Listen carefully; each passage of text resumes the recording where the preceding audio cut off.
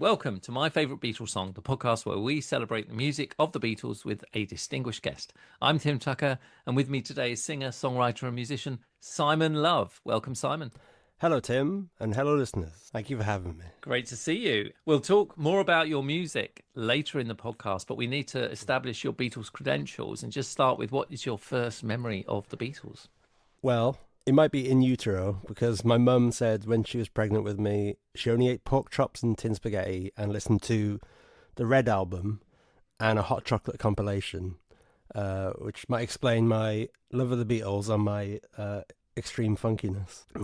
But It's a good combo. yeah. But after that, I got when I was about 6, the same year, all my friends got skateboards for Christmas. I got a hi-fi system, and I only had 2 singles of my own, and they were Ghostbusters and Spies Like Us by Paul McCartney. So I always obviously just had a thing for Dan Aykroyd tie-in film songs. And after a few days of me just playing those over and over again, my dad went to my grandma's house and came back with what looked like a metal toast rack full of 7-inch singles. And amongst those, there was 3 Beatles songs that I put in year order and listened to them in year order. So it was She Loves You, which I maybe sort of knew by just, it was everywhere. Oh, it'd been everywhere. And then Can't Buy Me Love, which I sort of sounds very similar to that was the first one. And then Strawberry Fields Forever. And I just remember going, nope, this isn't the same band. And I remember stopping it, looking at the label and going, is there 2 Beatles? It's not that. None of these instruments sound the same as those instruments on theirs. Even the drums sound weird on this. And I played it all the way through and it got to the end and I thought, oh, it's over now. And then it comes back in even weirder. And I just remember staring at the record player going, is this going to go on forever? Is this like on a continuous loop? And it ended. I put it back to the beginning and just played it over and over again because it was like nothing else I'd heard on the radio in like the mid 80s. It was like as far away from that as you could possibly get. And then later on, when the Red Album and the Blue Album got reissued on CD, we got our first CD player just so my mum could listen to the Red Album again. But she only got the Red Album. She didn't get both. And when I asked her why, she said, "Oh, they went weird after that. I didn't like them after that."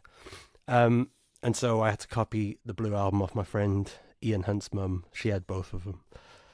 But I think the Red Album is the reason that so many people's favorite Beatles album is Revolver, because there's like Eleanor Rigby and Yellow Submarine from Revolver on that, and there's nothing else that gives it any sort of hint of what the rest of the album sounds like. It seems like the right thing to do would have been to end the Red Album with Tomorrow Never Knows, just to give a hint of, oh, we're going that way next.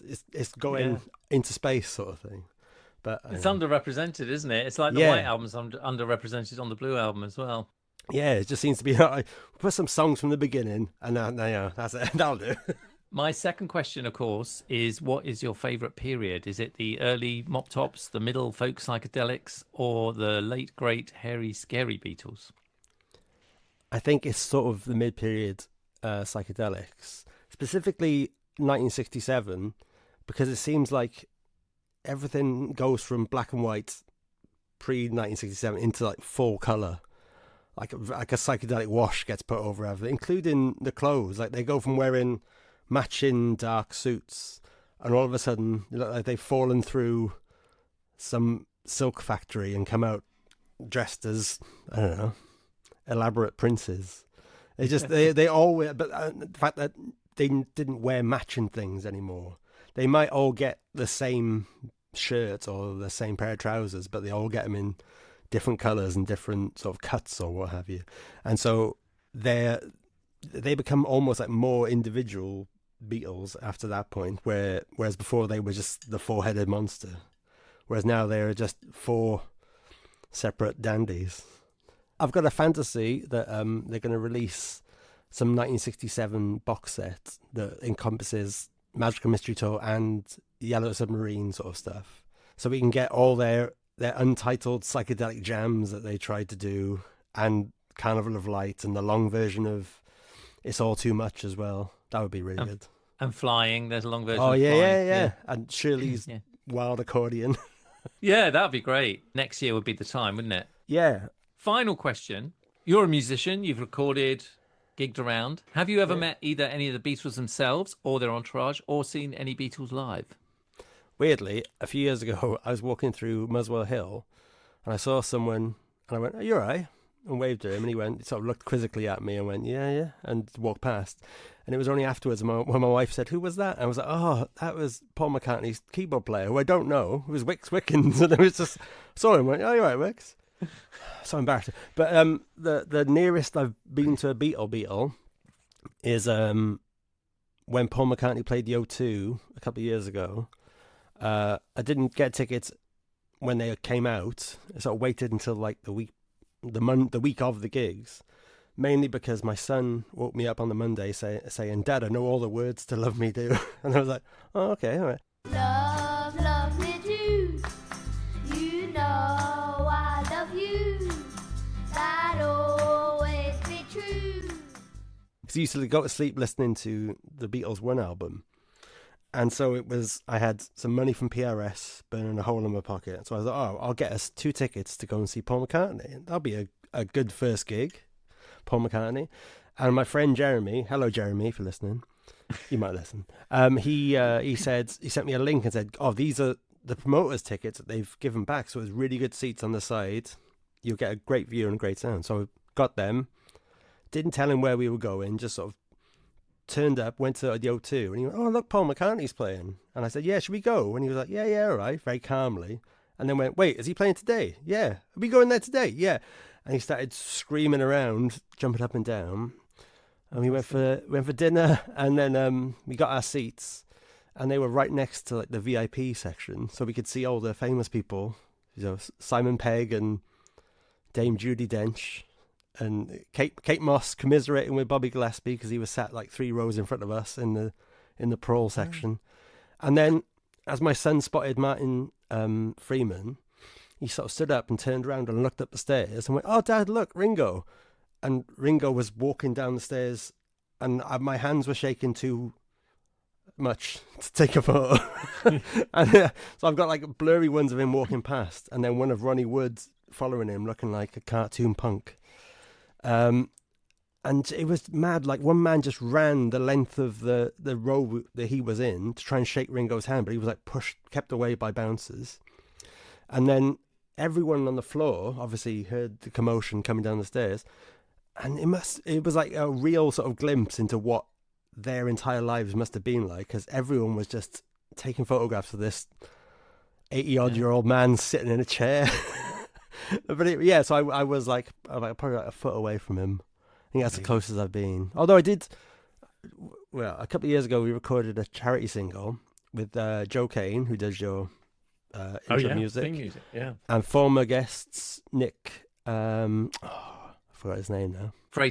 Nick Frater, yeah, and sorry Nick, and Luke Smith. We were put together by Joe Kane to record a song to end the Ukraine-Russia war. And we succeeded, I think. It was for like a young singer-songwriter called Macy O, and we all said yes just to have a day in Abbey Road. We finished our bits in the morning, went for lunch in the canteen, and then we were allowed to roam around. As long as we didn't touch anything, we could do whatever we wanted to do. So there was like the 3 pianos in the corner of Studio 2, so we all did the big chord at the end of Day in the Life. And even though it's recorded on my phone, it sounds so much like it. So you can hear the like the little vibrations and the things echoing off the walls. It was a mad day. It was an amazing day. And I've looked into how much it would be to go there and record one of my songs, and I cannot afford that. Yeah. And I think you mentioned 3 previous guests there: Luke Smith, Nick Frater, and Joe Kane. So that's great. Yeah. It's like a special lineup of my favourite Beatles song. Yeah, you can put it out as a box set. We should do that, yeah. You say yes, I say no. You say stop, and I say go, go, go. Oh no. You say goodbye, and I say hello. Hello, hello.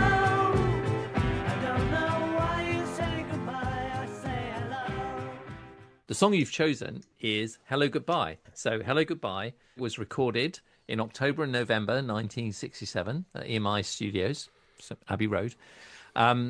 It was released as a single in the UK on the 24th of November 1967 and in the US on the 27th of November 1967. And also on the album in the US, Magical Mystery Tour, also on the November the 27th, 1967. Obviously a big hit. In fact, in the UK, it was their longest streak at number one since She Loves You. And of course, the Christmas number one that year. Whenever the Beatles released a single at Christmas, it always got to number one. So those are the facts. But yeah, tell us what led you to talk about this song. Well, this seems to be sort of like an amalgam of everything that's on Sgt. Pepper, in that it's an insanely colourful song. Like, I don't have synesthesia, I think that's how you pronounce it, but you can feel how bright this song is coming out of the speakers, and it's just I remember hearing it first on the Blue album and just going, wow. And another song that has, you know, a fake ending and then it comes back in with a completely different bit. They're fond of those. Yeah. And it's almost like a pure McCartney pop song, in that there's, I presume John did have some sort of input into the writing in some way. But I know I've read Alistair Taylor's book, and he said it started as him asking Paul, how do you write lyrics? And Paul said, well, it's easy. And he just hit a chord on a harmonium and went, hello. And then Alistair said, it said goodbye. And then he just did it backward and forward like that. So yeah, it seems like a very simple pop song, but there's still sort of a bit of dark psychedelic edge to it. Even in I think it's more the guitar, like that. It feels like almost like a little poke coming out of you. Oh no, you say goodbye and I say hello.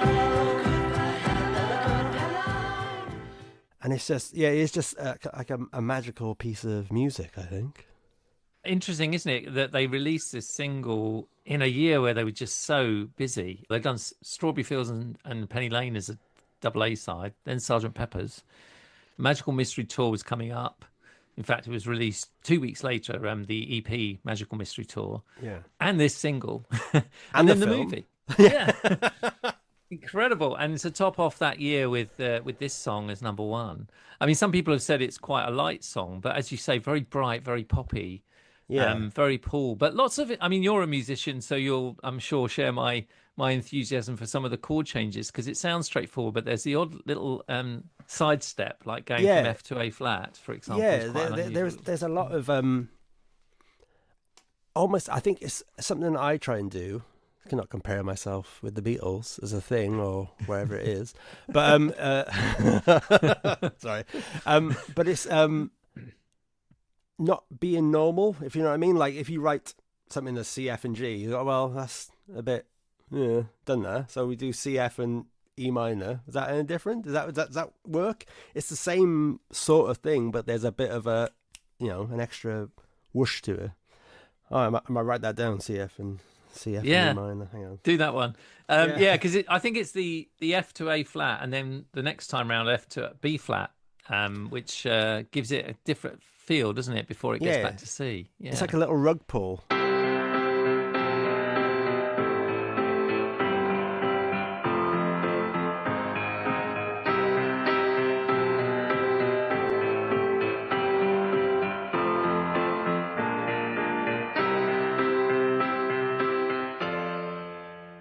Almost like when John used to say they used to write intros that weren't repeated in the song.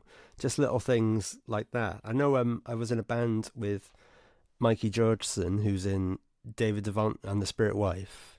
I was in his solo band for a while, and he does a lot of that. In the second verse, the chord will, the fourth chord will be slightly changed, or it'll be a different thing.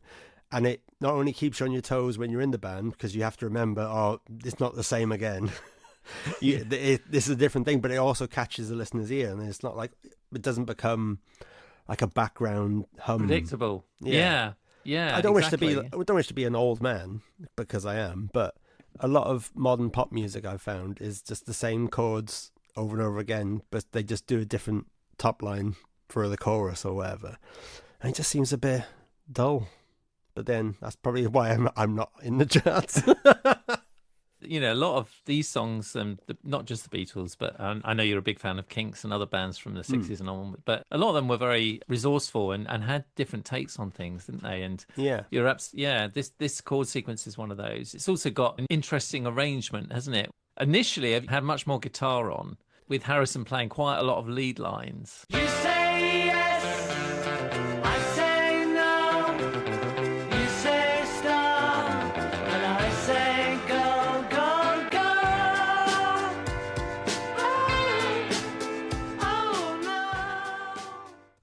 I think this might be another one of the sticking points between Paul and George, where he was playing a lot more, and he was like, no, get rid of them, we don't need those. And that might have been another, what am I doing here sort of moment for George. But I've also heard not a demo, it's like a first take where the engineer calls out hello. It's called Hello Hello, and it begins like a slower piano version, then they kick into like the main thing, and I think it is just piano and drums. And I've got that on my iPod because, again, I'm an old man and I just have an iPod. And I just listen to that over and over again because it sounds so... You can hear the work that's gone into it and them figuring things out, and some bits weren't kept and some bits were changed or sort of just jettisoned. But it's amazing to listen to.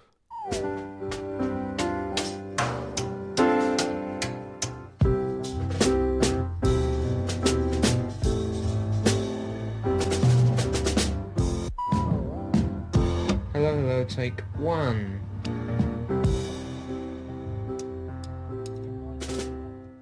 And just like hearing like the first sort of hum of it and the first sort of, that's what we're going for. And then eventually we'll come round and we'll nail it.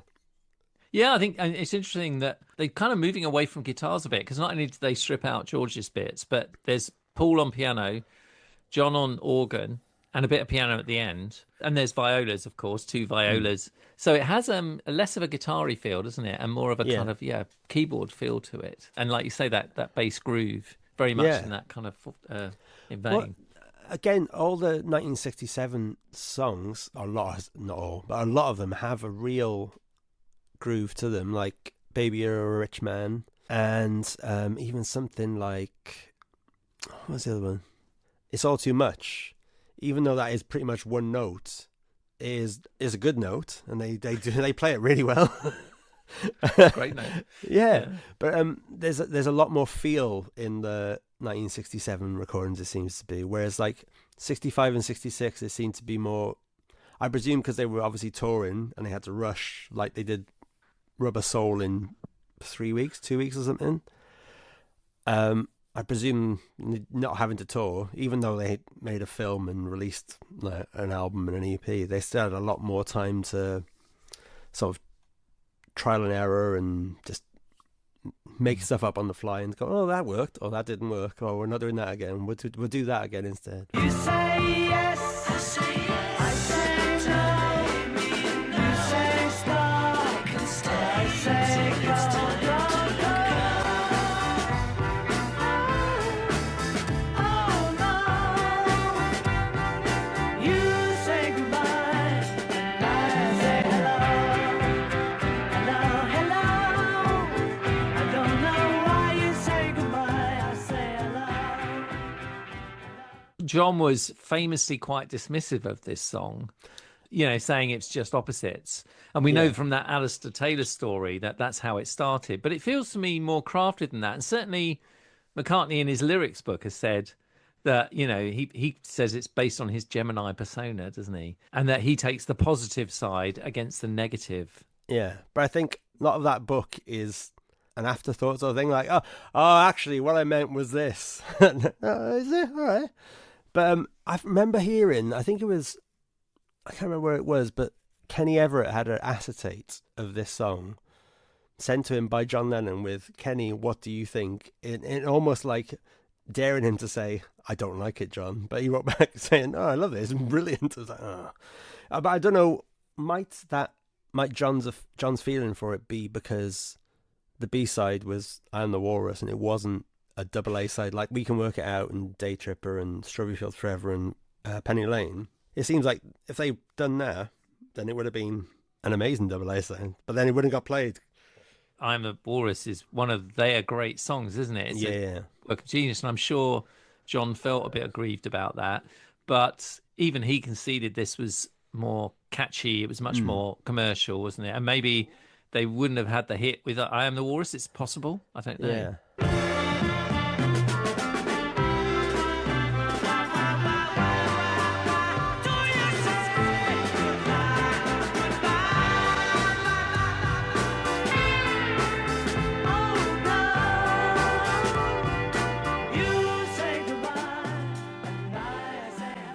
He talks about in the lyrics book a precedent for this sort of song. Gershwin's Let's Call the Whole Thing Off had that duality. You say either and I say either. You say neither and I say neither. Either, either, neither, neither. Let's call the whole thing off.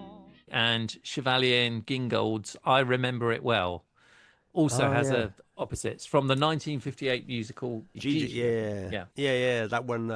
It was Paris, it was Rome. Ah, yes, I remember it well. Yeah.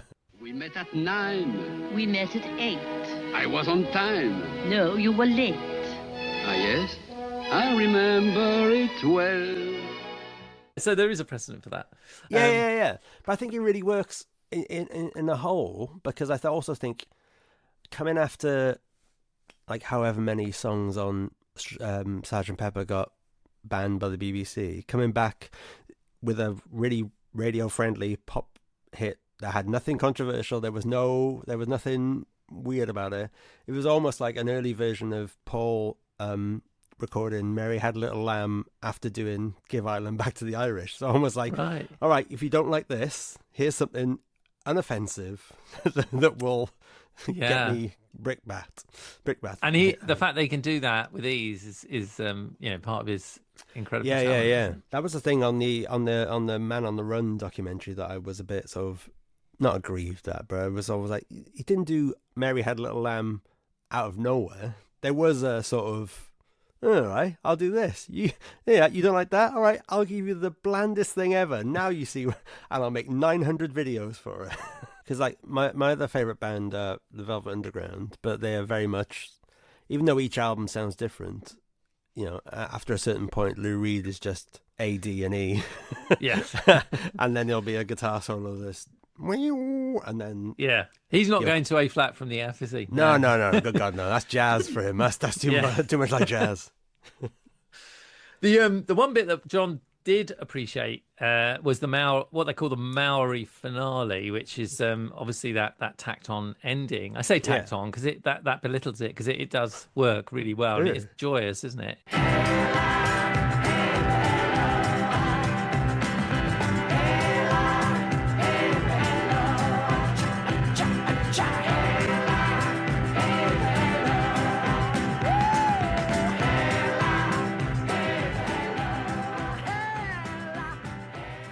Because in the mid-90s, when I first started going out to clubs, David Hepworth has a thing where he says you can't dance to the Beatles. But I think some early ones you can do, because they are done like dancing pop music. But in the clubs in Cardiff in the mid-90s, they would try and play like period Beatles songs. Like they play Magical Mystery Tour, including the long piano fade-out ending where people would just be stood on the dance floor going, come on. Me and my friend would be there miming pianos. Hello, Andrew, if you're listening. Miming pianos until the song ended and wondering why no girls would come near us. But they would also play Hello, Goodbye. But the ending, the Maori chant ending, everyone would go mental for and just start spinning around the dance floor. So there were certain songs you could do. And in fact, the Beatles do, don't they? Because we should talk a bit about the promo film where even John starts swiveling to that, doesn't he? That was one of my favourite bits when I first saw the anthology, was John sort of Elvis doing the Elvis pointing with flinging the guitar behind his back, and then just staring at the dancers lustily and just sort of like, oh God, leave him alone. And then twisting at some point. Yeah. And it was only like probably on like the third or fourth watch through of that episode, I realized that Ringo's drums kept getting bigger and smaller. And at one point, he got drumsticks that looked like trees. Yeah. And I was like, Yeah, it's "Whoa." a strange. There's three different videos sort of stitched together, isn't it? Yeah. Three different filmings, directed by Paul, who was clearly in the driver's seat at this stage of the Beatles, wasn't he? Taking the creative lead. But that video is amazing because they're wearing the Sgt. Pepper costumes, so it's colourful anyway. And then the background looks some sort of psychedelic, protection. No, what do they call it when the curtain comes down? It's like some sort of like safety screen or something. Oh yes, safety. And it looks like a psychedelic version of that. And I remember I've lived in London now since 2009, and I only found out last year that the Savile Row Theatre, where they filmed that, is opposite the FOP in Covent Garden, and it was a cinema, it was an Odeon, but now I think it's being turned back into a theatre again, because apparently the cinema office is where the stage was, where they performed on. So I'm not sure if they're going to put it back to as it was, or if they're just going to remodel it. But it was amazing. And then I went there and was like, whoa, because the outside has still got like this little it looks almost like Grecian sort of sculptures on the outside. That's another place to put on the Beatles tour map, isn't it? Yeah. I've got one of those. I did. I made my own one time, and I took my friend Andrew. Again, hello Andrew, who I danced with in metros in 97 to 99, and no, not continuously. But I met him from Victoria Coach Station. We did like a whole thing. We went to John and Yoko's flat in Montague Square, and as we sort of walked back towards Savile Row, we crossed over like Oxford Street, I think it was. And we saw John Cleese stood in front of us, and we both went, whoa! And then he had a massive coughing fit and went into snappy snaps. And it was like, this is London living. Yeah. Only in London would that happen. Yeah, that's right. We didn't see anyone else in that day. You can hear John whistling that Hela Helloa melody at the end of Two of Us. Oh, man. Yeah. I didn't realise that. Oh. It obviously stuck in his head. Maybe that was because he said he plays piano on that bit as well. Yeah. So maybe that was part of his sort of input into the song. You better believe it. Goodbye.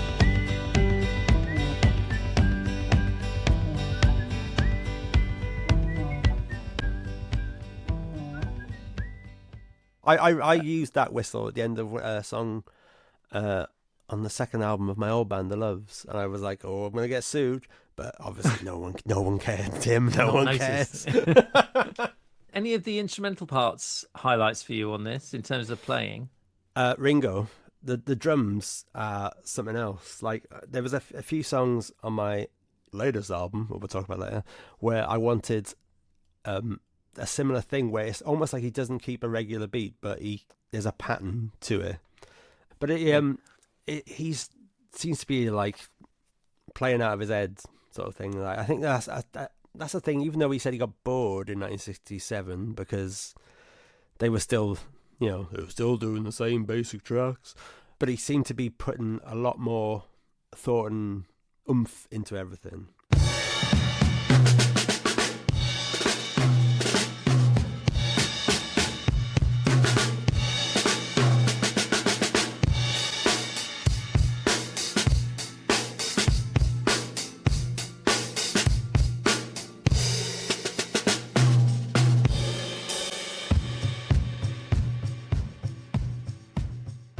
In 2013, me and a few friends got together and did the Please Please Me album in a basement venue in London, the Betty Trotwood, and it looks like the Cavern, sort of, if you squint. And I wanted to be Paul McCartney in this band, so I bought a really cheap violin bass and then realised I couldn't sing that high. So my friend Spencer, hello Spencer, he played guitar but sang Paul's bits and I sang John's bits. And I'm glad we did switch because there's no way I could play I Saw Her Standing There and sing at the same time because it's my brain no do that. My hands will just stop playing. It's a magic trick. Is what That makes sense, doesn't it? That Paul would would have a different headset on for his bass line. He's away from singing the melody, and he's now in bass, and that's why so many of the bass lines are so inventive, aren't they, in this period?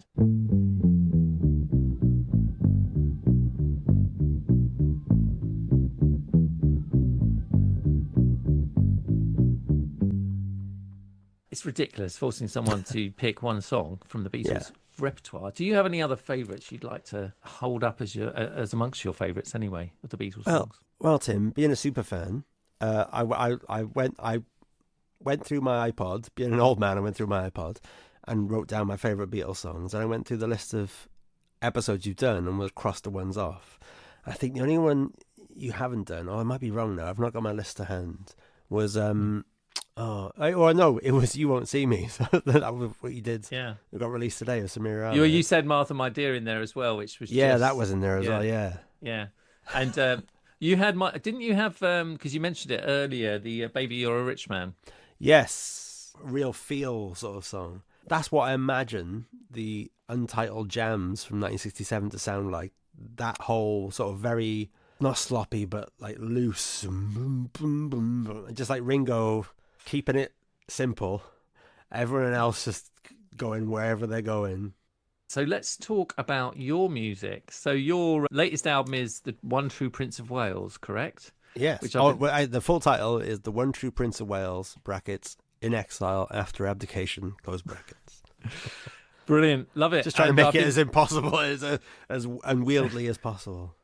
I've been loving listening to it, and I highly recommend it to listeners. On your website, you've got a description of you being Randy Newman's storytelling, filtered through Ray Davies of the Kinks, from mid-60s pop and country to ELO, with a bit of Jarvis Cocker thrown in.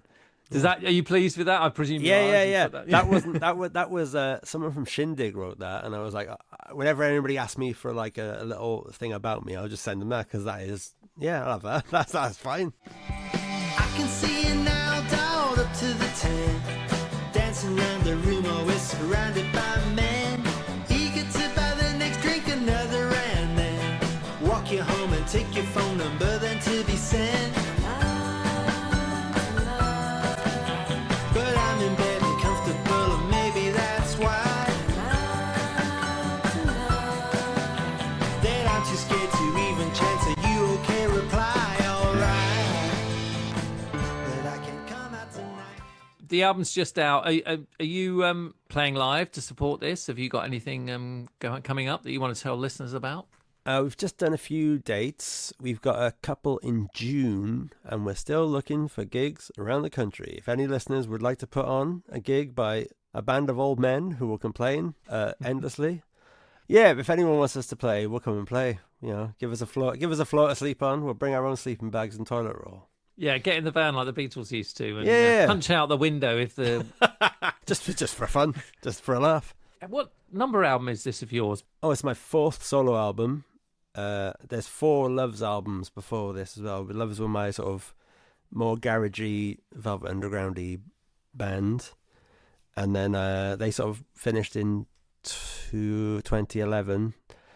We did a most of album a couple of years ago. I wanted to call it a best of, but somebody said that's taking a piss, so it was a most of, because our albums are quite short, so you could fit pretty much. It's a double album with each side of the compilation from one album, and for the second one I pretty much got all of the album on there, which I thought was quite a feat. All the good songs are on there. There's no filler on that one. And every now and again we get back together, and when for a good cause we'll get together and play the hits on guitars. That the last time we played in London, I just got this new guitar. And I remember going on stage playing an A chord and just hearing every string unwind and going, "Oh, this isn't a good start, is it?" And then having to, as a thing was playing, just tightening everything, playing it again. No, still happening.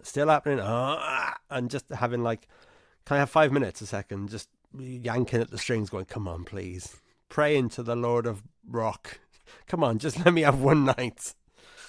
So, where can people find out more about you and what you're doing? I've got a website that is simonlove.org. You can buy the album from Hurrah Musica's Bandcamp. Hopefully, I should be getting some copies of it to sell from my Bandcamp, which means you won't be charged exorbitant amounts because they're based in Spain. And apparently the postage costs are quite high. So they're going to send me some, and then I'll send them out from here. I'm on Instagram and Blue Sky at Simon Love Rules, and then Facebook at Simon Love Music. But I don't really use Facebook. Well, listen, it's been wonderful talking to you today, You too, Tim. Simon, about the Beatles and specifically Hello Goodbye. It's been great. Oh, lovely. Thank you, Tim. Goodbye, listeners. 1, 2, 3, 4. Thanks for listening to My Favourite Beatles Song. If you like the podcast, please consider giving it a rating or review on your favourite podcast platform. This helps me to reach new listeners. You can follow the podcast on x.com, Instagram and Facebook. Look for the links in the show notes. Thanks to Joe Kane for the fantastic music and Mark Cunningham for the logo design. I'll see you next time.